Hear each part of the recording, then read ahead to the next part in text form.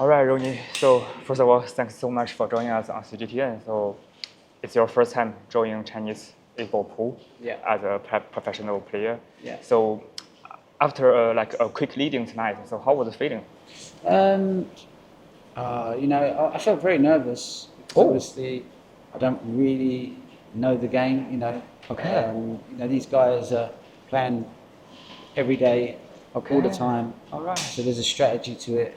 I don't really know what I'm doing, other than I just try and put a few balls and then try and figure it out. But a lot of things out there, I'm probably like a novice. Okay. Many players are watching thinking, why is he doing that? Because it's such a different game to snooker. But I'm enjoying. I've had a great time here this week playing with all the top Chinese players here. So I've been watching, learning, and probably had one of my best weeks. I've had like playing snooker, billiards, or whatever it is. I've had great fun this week. All right. So I never imagined that's the answer. The first word is nervous because you have a long career, but as a snooker legend, so what's the biggest difference between playing snooker and playing Chinese Probably table? the only way to compare it would be playing tennis or table tennis. Whoa. It's such a very, very different sport. So I was Roger Federer to try and play one of the top Chinese table tennis players and expecting him to win. It's a very, very different game. So but I'm enjoying it. So it's just something new, something fresh. So it's good. So talk about the preparation. We know you just won the senior world championship last month. Yeah. So before the Chinese 8-ball pool tournament, do you have any specific training and what would be the biggest challenge or adjustment? I think obviously the balls are a lot bigger, a lot heavier. Yeah. The cushions come off at different angles. Cloth is very different. The cues are a lot fatter. So it's everything's different really. So, but I've played for about maybe 4 or 5 days now. So I'm kind of adjusting a little bit, but it's very different. With snooker, you kind of know what your opponent's going to do, and then you kind of know what you're going to do, and you play a shot, and you go, okay, I feel like I know that's a good shot. Whereas here, sometimes I play a shot, and I think I've played a good shot, but then it's turned out to be a really poor shot. So that's why you kind of feel a little bit nervous, because you feel kind of a bit like everybody can see that you don't know what you're doing. Yeah. So if you do a self-assessment, what's your strengths and weakness? I'm probably okay at potting. My breaking is probably maybe a 2 out of 10. My patterns probably 3 or 4 out of 10. My banking is probably a 1 out of 10. My safety play is probably 0 out of 10. Oh my gosh. So very low in a lot of areas, but I just try and pot balls. That's all I can do. Yeah. So in total, what's the Chinese 8-ball pool attracts you the most?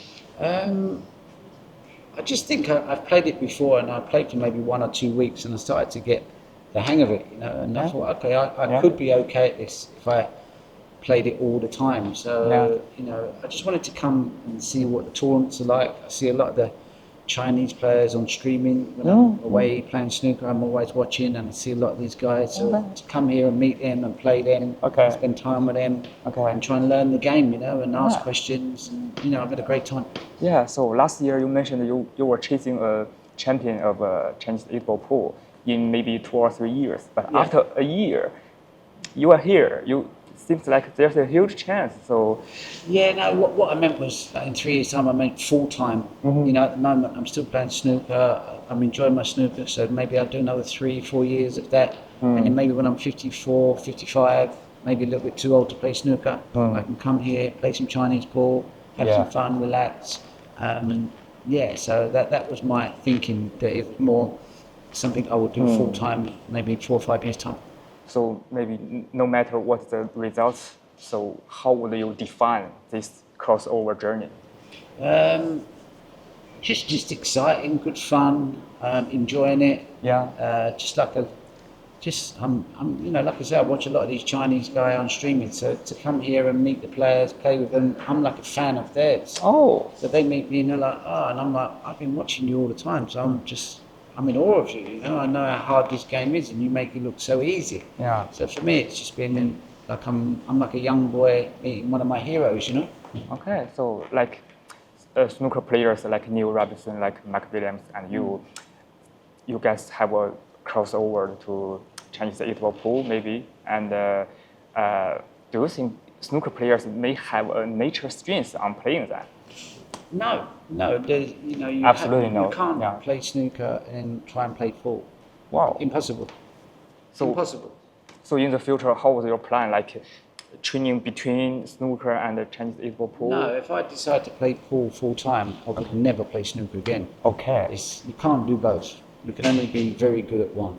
At the moment, it's just like a little bit of, let me come and see what's it like. Yeah. Tournament's great, the sponsor's good, the players are great, the environment's great. Okay, great. Something to look forward to in 3 or 4 years' time. But you can't, you know, you have to just focus on one. All right. Yeah. So like Chinese pool is more like a break and run out. So how do you understand this like more offense-oriented cue sport? It depends who's playing. You know, some players are much more attacking, and then there's some other players that are quite defensive. It's just the same as snooker, you know. And I think you need to be. Obviously, you have to be able to run out, break pretty good. Yeah. But I also think there's a lot of defensive play in this. There's a lot of skill in it because you can make the table difficult for your opponent. You can set traps for them. Yeah. So for me, I think, you know, it's how you want to play it. Yeah. Which style would you like to play? And I like to try and have a bit of both, you know.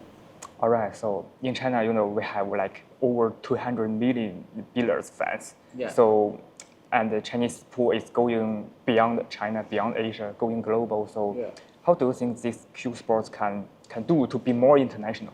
I think it'd be great if Europe and America could maybe start playing the game. You know, the sport is so big here in China, so the prize money is really big. Yes. But for a lot of the foreign players to just come over to China without any experience, without playing this game on these tables, they know they're going to lose, so they don't even waste their time. You know, they don't even bother coming. But if you can grow this sport globally, I think it would be huge, you know, because it's obviously pool is very popular in America, and you don't have, you know, the two biggest countries in the world is China and America. So if they can both play the same sport and compete against each other, it could be like as big as, you know, golf maybe, you know. Yeah. So also Chinese 8-ball pool has the ambition to be an Olympic sport. You know, there's no cue sport in Olympic right now. So do you think is that possible? Yeah, I definitely think pool could fit into the Olympics really well. You know, I think it's out of all the cue sports, I think pool would be the most suited for the Olympics. Yeah. So talk about the city. Is your first time in Deqing. Yeah. So you're also competing in many other cities in China, like Shangrao, Jiangxi province, right? So lots of cities are not first-tier cities, not second-tier cities, but they are going to aim to be a sports hub.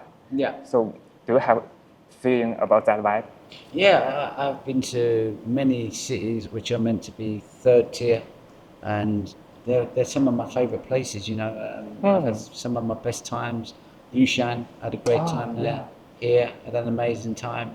Hangzhou was fantastic. Right. I love Xi'an. Xi'an is a great city. Yes. I actually prefer them cities because it's more quiet. Wow. You can, you know, less traffic. Yeah. A bit more relaxing. So for me, I actually prefer them cities. I mean, I love Shanghai. It's an amazing city, but it's very busy, very big. Same with Beijing. So I'd rather come to somewhere like Hangzhou. Because it feels like Shanghai, but much more quiet. I come to China a lot to play my sport, and I have friends here. I have holidays here. So really, a lot of my work is here in China. So everybody knows I'm here to work in China. So yeah, China's been very good to me. We know you are close to many young Chinese players like Zhang, like Wu. Yeah. They won the last 2 years World Championship. Yeah. So in their interview, they always showing like appreciation to your messages, to your suggestions. Yeah. So what's your view on the future of the China's younger generation? Well, you know, obviously Wu's unbelievable talent. You know, an incredible player. And he still can improve so much more as a player, you know. So can you imagine how good he could possibly be?